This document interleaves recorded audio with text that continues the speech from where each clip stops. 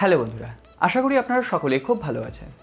যখন একটা বড় কোম্পানির আত্মবিশ্বাস ভেঙে পড়ে তখন ওই বড় কোম্পানিটার পরিণতি কী হতে পারে একবার ভেবে দেখেছেন? হ্যাঁ, এটাই আজকে ওয়ানপ্লাসের সাথে ঘটতে চলেছে। আজকে এই সমস্ত কাহিনী আপনাদের সামনে তুলে ধরবো। অলরেডি ওয়ানপ্লাস এই মাসের শেষের দিকেই তাদের ওয়ানপ্লাস 80 নামে একটা ফ্ল্যাগশিপ লেভেলের ফোন লঞ্চ করতে চলেছে।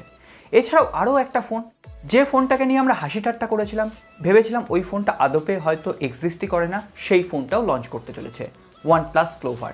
হ্যাঁ, ওয়ানপ্লাস ক্লোভার নাম নিয়ে হয়তো এটা লঞ্চ করবে না, এটা একটা মডেল নাম্বার, অন্য কোনো নাম নিয়ে লঞ্চ করবে, ওয়ানপ্লাস নট লাইট অথবা ওয়ানপ্লাস নট জেড, এই ধরনের কিছু নাম। তো সেক্ষেত্রে বলে রাখি, ওয়ানপ্লাস কিন্তু আরও বাজেট রেঞ্জের ওরিয়েন্টেড ফোনের ওপর কাজ করছে। ওয়ানপ্লাস বিল্লি, ওয়ানপ্লাস বিল্লি 2, এছাড়াও ওয়ানপ্লাস 80, এই ধরনের বিভিন্ন নাম কিন্তু সেখানে বেরিয়ে এসছে, ক্যাডবেরি, বিভিন্ন চকলেটের নাম, এই সমস্ত। তো সেক্ষেত্রে ওয়ানপ্লাস কিন্তু এখন মেন ফোকাস করছে তাদের বাজেট ওরিয়েন্টেড ফোনগুলোর ক্ষেত্রে।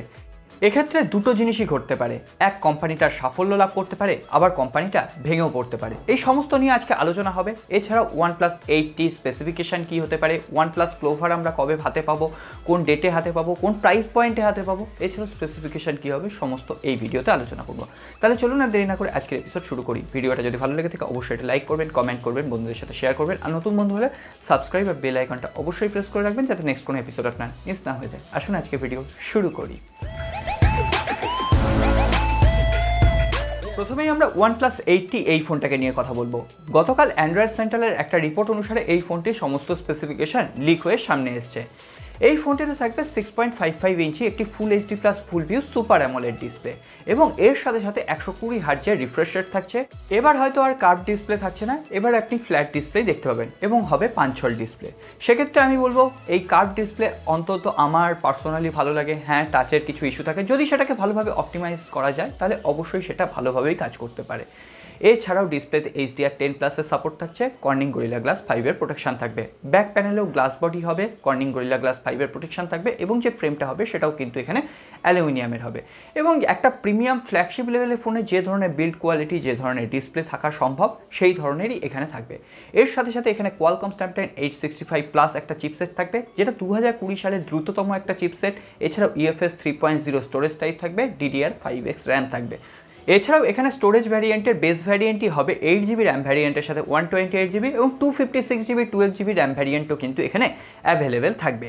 এরপরে যদি আমরা ক্যামেরা সেন্সার নিয়ে কথা বলি, তাহলে আগে আমরা শুনছিলাম 64 মেগাপিক্সেলের ক্যামেরা আসবে, কিন্তু তেমনটা এই রিপোর্টে জানা যায়নি।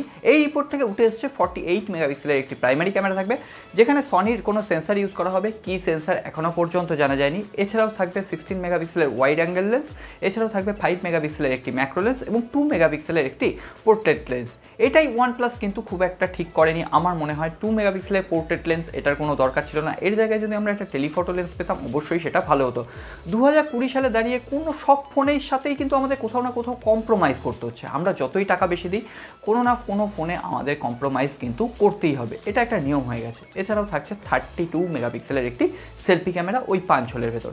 এখনও ব্যাটারি সম্পর্কে কিছু জানা যায়নি, তবে এটুকু কনফার্ম যে 30 ওয়াটের একটা ফাস্ট চার্জার আপনি অ্যাভেলেবেল পাবেন, এবং 4500 কি 4000 mAh-এর একটা আশেপাশে ব্যাটারি থাকছে, যদিও ব্যাটারিটা সম্পর্কে পরে অবশ্যই খবর আসবে। আশা করা হচ্ছে এই ফোনটি এই মাসের শেষের দিকে অথবা অক্টোবর মাসের ফার্স্ট উইকেই কিন্তু ইন্ডিয়ার বাজারে লঞ্চ হয়ে যাবে এবং গ্লোবালিও লঞ্চ হবে।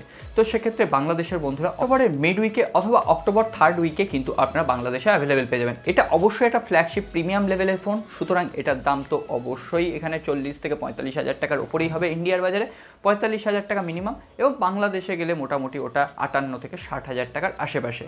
সো আপনারা যারা প্রিমিয়াম ফ্ল্যাগশিপ লেভেলের ফোন কিনবেন বলে ভাবছেন, তারা একটু ওয়েট করে যান। ওয়ানপ্লাস 80 আসছে, ওটাকে দেখে নিন, তারপরে যদি পছন্দ না হয় অন্য ফোনের অপশান তো রয়েছেই। এরপর আমরা কথা বলবো ওয়ানপ্লাসের সেই বাজেট ওরিয়েন্টেড ফোনটা ওয়ানপ্লাস ক্লোভারকে নিয়ে। আগের ফোনটাকে নিয়ে ইন্টারেস্ট না থাকলেও এই ফোনটাকে নিয়ে মোটামুটি সবার ইন্টারেস্ট আছে, কারণ সবাই জেনে গেছেন এই ফোনটি একটি বাজেট ক্যাটাগরির ফোন হবে। প্রথমে এই ফোনটার আমি স্পেসিফিকেশনটা আপনাদের সামনে একদম খোলসা করে বলে দিই। এখানেও অ্যান্ড্রয়েড সেন্টারের রিপোর্ট অনুযায়ী এই ফোনটার স্পেসিফিকেশন সামনে চলে এসেছে। এখানে হবে 6.52 ইঞ্চি একটি HD+ ডিসপ্লে, এবং 2020 সালের একদম শেষ প্রান্তে এসে দাঁড়িয়ে একটা 14,000 থেকে 15,000 টাকার প্রাইস রেঞ্জের ডিভাইসে আমরা HD+ ডিসপ্লে পাচ্ছি। হ্যাঁ, নোকিয়াও সেটা করছে, অবশ্যই করছে, এবং তার অপটিমাইজেশনের জন্য তারা দামটা বেশি নিচ্ছে, স্পেসিফিকেশন কম দিচ্ছে। তো সেক্ষেত্রে ওয়ানপ্লাসের তরফ থেকে HD+ ডিসপ্লে আপনারা কতটা গ্রহণ করতে পারবেন একবার ভেবে দেখবেন। এর সাথে সাথে এখানে কিন্তু কোনো রকম হায়ার রিফ্রেশ রেটও থাকছে না। তো এরপরে যদি আমরা এই ফোনটির স্টোরেজ ভ্যারিয়েন্ট নিয়ে কথা বলি, এখানে থাকবে 4GB র্যাম ভ্যারিয়েন্টের সাথে 64GB। এতদিন পর্যন্ত আমরা যেখানে 8GB 12GB র্যাম ভ্যারিয়েন্ট পেয়ে আসছিলাম ওয়ানপ্লাসের কাছ থেকে, সেখানে পাচ্ছি 4GB। হ্যাঁ, অবশ্যই দাম কম, আমি দাম নিয়ে কথা বলছি না, দাম নিয়ে পরে একটু কথা বলছি। তো সেক্ষেত্রে 4GB র্যাম ভ্যারিয়েন্টে আপনি ওয়ানপ্লাসের অক্সিজেন ওএসের কাছ থেকে কতটা অপটিমাইজেশন পাবেন সেটা একবার ভেবে দেখবেন। এর সাথে সাথে এখানে কোনো রকম পাওয়ারফুল চিপসেট থাকছে না, এখানে থাকছে কোয়ালকম স্ন্যাপড্রাগন 460 চিপসেট, যেটা মোটামুটি ওই 10,000 টাকা প্রাইস রেঞ্জে একটা ভালো চিপসেট বলা যেতে পারে আজকের দিনে দাঁড়িয়ে। হ্যাঁ, 10,000 টাকা প্রাইস রেঞ্জে। এরপরে আমরা যদি এখানে ডেলি লাইফে অ্যাপ্লিকেশনগুলো ইউজ করতে থাকি সেক্ষেত্রে কোনো রকম প্রবলেম হবে না, কিন্তু হায়ার এন্ড গেম, যদিও পাবজি যারা খেলবেন বলে ভাবছেন, ইন্ডিয়াতে তো পাবজি ভোগে চলে গেছে, সুতরাং ইন্ডিয়াতে যারা কল অফ ডিউটি খেলবেন বলে ভাবছেন তাদের জন্য এই ফোনটা হয়তো খুব একটা ঠিকঠাক চয়েস হবে না। তো ফোনটা যখন লঞ্চ করবে তখন তো বোঝা যাবে যে এর গেমিং অপটিমাইজেশন কেমন। হ্যাঁ, একটা কমা চিপসেটের ওপরও ভালো গেমিং সম্ভব যদি অপটিমাইজেশন ভালো থাকে। এর সাথে সাথে এখানে ট্রিপল রেয়ার ক্যামেরা থাকবে 13 মেগাপিক্সেলের একটি প্রাইমারি ক্যামেরা, 2 মেগাপিক্সেলের একটি ডেপথ মোড ক্রিয়েট করার জন্য এবং 2 মেগাপিক্সেলের ম্যাক্রো লেন্স। সুতরাং এখানে কোনো রকম ওয়াইড অ্যাপারচার লেন্স থাকছে না, এবং থাকছে 8 মেগাপিক্সেলের একটি সেলফি ক্যামেরা, সাথে সাথে থাকছে 6000 মিলিঅ্যাম্পের ব্যাটারি এবং একটি 18 ওয়াটের ফাস্ট চার্জ সাপোর্ট। রেয়ার প্যানেলে ফিঙ্গারপ্রিন্ট সেন্সর থাকছে, 3.5mm হেডফোন জ্যাক সাপোর্টেড থাকছে, এবং এখনও পর্যন্ত যেটুকু কনফার্মেশন আছে এখানে হাইব্রিড সিম স্লট ইউজ করা হবে, যেখানে একটা সিম ও একটি microSD card at a time use করতে পারবেন, অথবা দুটো এখানে আপনাকে সিম ইউজ করতে হবে।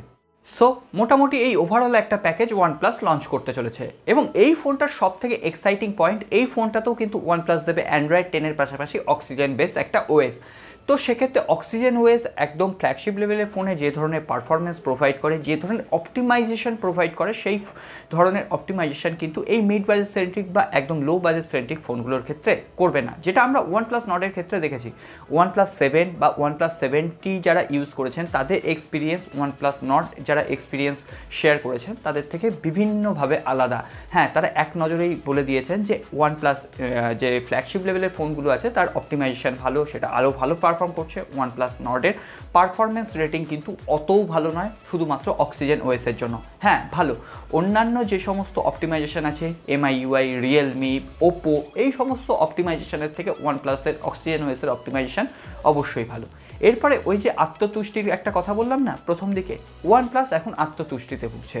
ওয়ানপ্লাস এতদিন ফ্ল্যাগশিপ লেভেলে শুধুমাত্র ফোন লঞ্চ করছিল, তো সেক্ষেত্রে তাদের কোনো জায়গায় মনে হয়েছে হয়তো তারা হেরে যাচ্ছে এই সমস্ত রিয়েলমি, শাওমি, ওপো, ভিভো এই সমস্ত কোম্পানির কাছ থেকে। তাই জন্য কিন্তু তাদের মেন ফোকাস করেছে এই ধরনের মিড বাজেট সেন্ট্রিক ফোন বা লোয়ার বাজেট ফোনগুলোর ক্ষেত্রে। এবং তারা যদি এখন শুধুমাত্র ফ্ল্যাগশিপের দিকে না ঝুঁকে, শুধুমাত্র মিড বাজেট সেন্ট্রিক না ঝুঁকে একদম লোয়ার বাজেট সেন্ট্রিকের দিকেও ঝুঁকে, তাহলে তাদের ডেভেলপমেন্ট প্রসেস কিন্তু কোথাও একটা গিয়ে ধাক্কা খাবে। আজকে আমরা অক্সিজেন ওএসকে এত প্রাধান্য দিই কেন, এত ভালোবাসি কেন? তার অপটিমাইজেশনের জন্য। তার পেছনে একটা ডেভেলপমেন্ট টিম কাজ করে যারা কিন্তু সমস্ত সময় এটাকে অপটিমাইজ করছে, এটার বাগস ফিক্স করছে, যেটা অ্যাপেলের ক্ষেত্রে হয়। তো ওয়ানপ্লাস যদি এত ফোন লঞ্চ করে, আশা করা যাচ্ছে এখনও 3-4টে বাজেট ওরিয়েন্টেড ফোন একদম ওই 14 থেকে 15,000 টাকা বা 10,000 টাকার নিচেও ফোন হয়তো আসবে। তো সেক্ষেত্রে এই সমস্ত ফোন যদি লঞ্চ করিয়ে দেয় তাহলে তাদের ডেভেলপমেন্ট টিম কত ফোনের জন্য একসাথে কাজ করবে। আগে ডেভেলপমেন্ট টিম শুধুমাত্র ফ্ল্যাগশিপ লেভেলের ফোনের জন্য কাজ করতো, এখন নর্ডের জন্য কাজ করবে, কয়েকদিন পরে আবার হয়তো এখানে ক্লোভার বা চকলেট এই সমস্ত যে নামগুলো বেরিয়েছে সেগুলোর জন্য কাজ করবে। তো সেক্ষেত্রে ডেভেলপ টিম যদি এখন আরও বেশি শক্তিশালী না হয়, ওই শুধুমাত্র একটা ফ্ল্যাগশিপ লেভেলের ডেভেলপ টিম দিয়ে যদি ওয়ানপ্লাস কাজ করতে চায়, তাহলে কিন্তু অবশ্যই ওয়ানপ্লাস নিজের পায়ে নিজে কুড়ুল মারবে। আস্তে আস্তে ওয়ানপ্লাসের যে সব থেকে নির্ভরযোগ্য তাদের সফটওয়্যার অপটিমাইজেশন, সেটা যদি ভেঙে পড়ে, ওয়ানপ্লাস আর রিয়েলমির মধ্যে কিন্তু কোনো রকম এখানে ডিফারেন্স নেই। কারণ আপনারা সকলেই জানেন ওপো, ওয়ানপ্লাস, রিয়েলমি এই সমস্ত কোম্পানি কিন্তু ভাইরা ভাই। আমরা শুধু ওয়ানপ্লাসকে বেশি প্রাধান্য দিই, ওয়ানপ্লাসকে চাইনিজ ফোন বলে গালাগালি দিই না। হ্যাঁ, ওয়ানপ্লাসকে কেউ চাইনিজ ফোন বলে গালাগালি দিই না। আমি একটা আনবক্সিং করেছি, প্রায় 30,000 কাছাকাছি ভিউজ আছে, তারপরেও কেউ চাইনিজ ফোন বলে কিন্তু একটা জনও গালাগালি দেয়নি। অন্যদিকে আমি যদি রিয়েলমির ফোন নিয়ে কথা বলি, শাওমির ফোন নিয়ে কথা বলি, চাইনিজ ফোন নিয়ে গালাগালি অবশ্যই খাবে। এটাই কিন্তু ওয়ানপ্লাসের সঙ্গে একটা পার্থক্য। তো এটাও কিন্তু ওয়ানপ্লাস এই গালাসটাও খাবে যদি ঠিকভাবে এটাকে অপটিমাইজ না করতে পারে। এরপরে আপনাদের বক্তব্য অবশ্যই কমেন্ট করে লিখে জানান। এরপরে সবশেষে বলবো, এই ফোনটাও হয়তো অক্টোবর মাসের মিড উইক নাগাদ লঞ্চ করে যাবে, এবং সেপ্টেম্বর মাসে তো ওয়ানপ্লাস নটের 6GB র্যাম ভ্যারিয়েন্টটা বিক্রি শুরু হয়ে গেছে।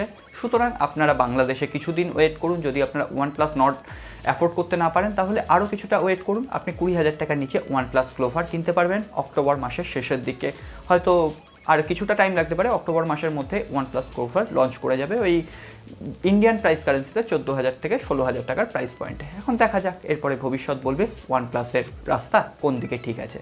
সো আজকে আর কথা বাড়াচ্ছি না, ভিডিওটি ভালো লাগলে একটা লাইক করবেন, কমেন্ট করবেন, বন্ধুদের সাথে শেয়ার করবেন, আর নতুন বন্ধুদের সাবস্ক্রাইব বাটনটা কিন্তু অবশ্য করে প্রেস করে বেল আইকনটা প্রেস করে দেবেন।